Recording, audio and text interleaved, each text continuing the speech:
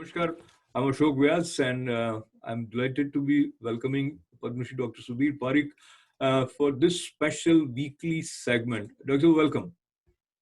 Thank Namaste. you. Thank you. Namaskar.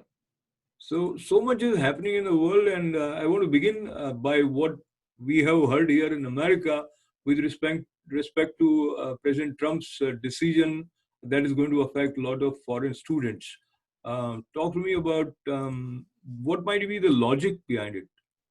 Well, I mean, this is a not very welcome decision for any foreign students, including Indian students or students from India.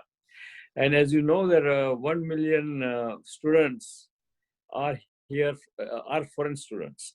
And largely, most of the universities' revenue depends upon that. So almost 20% of the revenue comes from the foreign students. So this decision is, as far as I'm concerned personally, I think it's not welcome because that will affect, that will hurt our students coming from the India and any other countries. So I think it's not great, but the reason behind this thing is that twofold. Number one, what they want to do is they gave them last 3 months to correct this problem of online education, because we know that historically online education has a lot of kind of fraudulent degrees and all those things. Not every university, but there are universities like that. So in order to prevent that, what government told all the university that okay, in March, that okay, right now you can go online, but by July you must come up with the plan where student can have online and in-person education. Then and then they can be enrolled in that course. And so if foreign students, they are already gone back home and doing online, they for them, they don't want them to come back. And number two, I think other reason behind it, because again is the election year, so government or administration wants to give more space or more seats to the American citizens rather than foreign citizens. I think you made both points are pretty valid, but let's analyze the first one where the way things are unfolding, to have more people in close proximity is not advisable. So universities are finding it a challenging task first to shift to online courses. But now look at it from the point of view of student. If he's here, and as you mentioned, if he's here from India, they paid top dollars, which also help American economy. These kind of decisions are likely to adversely affect the overall image of America among foreign countries, and especially talking about it from the point of view of students. Yes, I mean, if you speak emotionally, yes, you are right, absolutely. But the same token, on the fairness, that government has given them 3 months of notice to come up with the plan where they can have online and kind of hybrid online and in-person education. And somehow most of the university did not do that. And that's why, because even though if you make it in person, still you can maintain the social distance by having smaller classes and sometime even a smaller group of the training or teaching. So I think that social distance is not, it doesn't affect here. It is not the case. So I think, and that's why the immigration policy is such that there is I think, if I'm not wrong, there is a statute there. All the education has to be in person, not online. And they cannot change the statute unless they have to go through a lot of other legal maneuvering before they do that. So talking about the legal side of it, today there is a news that MIT and Harvard have filed case against Trump administration, calling that this provision which is introduced is illegal. And I must also admit that very few places you will find the reference that they were given 3 months of notice or anything. What they are saying is that I'm not just saying emotional basis. Economically and practically also, one, you don't have many flights going back to your country. Two, you have to spend a lot. Three, you are also taking the risk by traveling during these days. And so there are multiple complicated scenario. But to bring back to your attention towards the case filed by MIT, Harvard, and probably other universities are likely to join. No, So I agree, because they have what you call kind of vested interest of their economic revenue. But we don't know the details of the law, right? At least I don't know the detail of the law. So it's very difficult to opine who is right and wrong. But if they have filed in the court, then I think that's the best thing. Court will give the judgment, and that judgment is usually in democracy is a final. absolutely. And now the other aspect related to this decision, and you said that it is election year. So do you see that this is a populist decision and it strengthens the image of President Trump being America first and would sort of be welcomed by his core base? Probably. So because always when you in election years, when you talk about America first, the people who are American citizen, they would welcome, because I mean they will look at a different angle, right? We Indian American look at a different angle, because we want our brother and sisters, um, children should not suffer, and it is not fair to those people, those who paid large sum of fees, and that is a very sudden decision is unfair to them. So yes, probably that's why I say that this decision might have some political angle too. We don't know. What we know now, let us go towards the overlap space where America and India are in agreement, and that is with reference to China. Um, we have heard that after 2 hours of negotiations or discussion between NSA, Ajit Doval, and his counterpart from China, uh, the armies from both sides have started the process of de-escalation. How do you see this whole situation at this point in the context of Prime Minister Narendra Modi's leadership? Well, I mean, Prime Minister Narendra Modi's leadership is really very strong, very great, and very proactive, and India first. I mean, he has to defend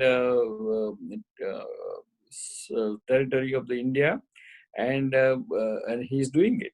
So, and this escalation is a most welcome step by both the countries, and hopefully it stays like that. But looking at the history of the China, usually China violates this kind of commitment. In this context, recently India banned 59 apps, including TikTok, etc. So American leaders are also expressing their opinion that America should also ban some of the Chinese apps. Now, if we look at the positive development to continue in terms of Indo-China relationship, one, how do you see, will there be a reversal of decision with respect to apps in near future?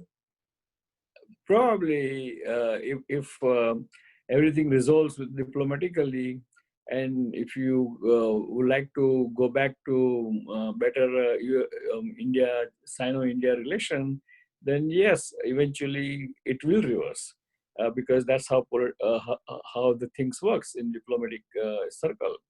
That first we want to get something what we want, without escalating the war or war-like situation, and then slowly, in order to get better Sino-India relation, we have to have give and take. Now, in this context, that we have a think tank, is first and only think tank in USA, political think tank in USA, which owned by Indian American, that is Dr. Sudhir Parikh, myself, and it's not his name is Parikh Foundation for India's Global Development. That's the name of the think tank, and we have quarterly magazine. And yesterday only we came out of the 32 pages of the magazine on this think tank magazine called India Global Review, which is on the online, and that has it completely dedicated to Sino-India conflict, and also there are so many Western experts, particularly from the USA, think tank like Heritage Foundation and other conservative think tank has written up very nice articles in it, and it is distributed throughout India in PMO, in Ministry of Home Affairs, Ministry of External Affairs, and important foreign secretaries and diplomats throughout the world. And this kind of education, or this kind of discussion, or this kind of group conversation definitely will help in long run Sino-India relations. And tomorrow, myself and President, Vice President, and the strategic person who is expert in the Sino-India relation, we are going to have Zoom meeting because I have started through our think tank this initiative to help the government of India. Very, very encouraging, and I hope we will also get some gist of that valuable discussion. And just staying with the Indo-China relationship, as you mentioned about a think tank, I'm sure many of our viewers have heard about it for the first time. So, on behalf of people who appreciate such initiatives, I take this opportunity of thanking you for sustaining this momentum of thinking collectively, sincerely, for a better future. In this context, when we talk about Indo-China relationship, do you feel that Modi government has initiated a different chapter in terms of India's approach towards potential aggressive stand of China? What have you heard from experts?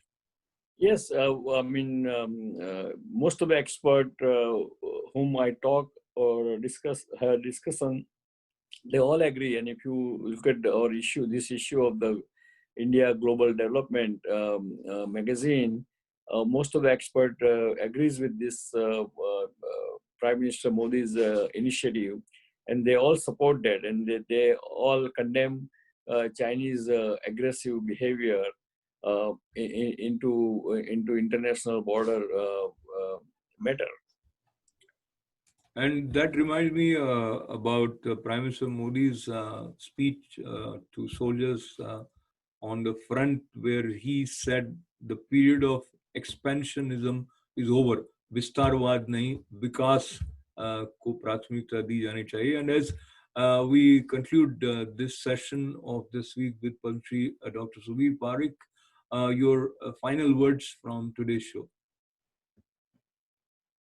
Well, dear friends, I mean, our Prime Minister is doing great initiatives to resolve the Sino-India conflict, and we must resolve that diplomatically, and that way, because that's only way to prosper economically. India can prosper economically by having a good relationship with all the countries who are economically powerful. And I'm sure this initiative will be successful, and China will recognize, and definitely recognize that India cannot be pushed around.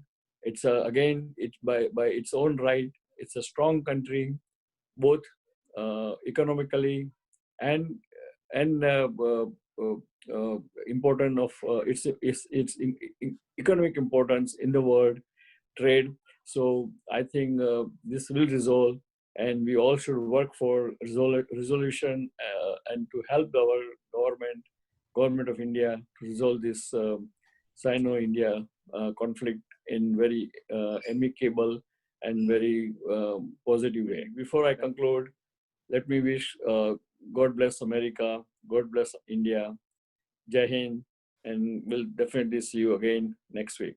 Thank you.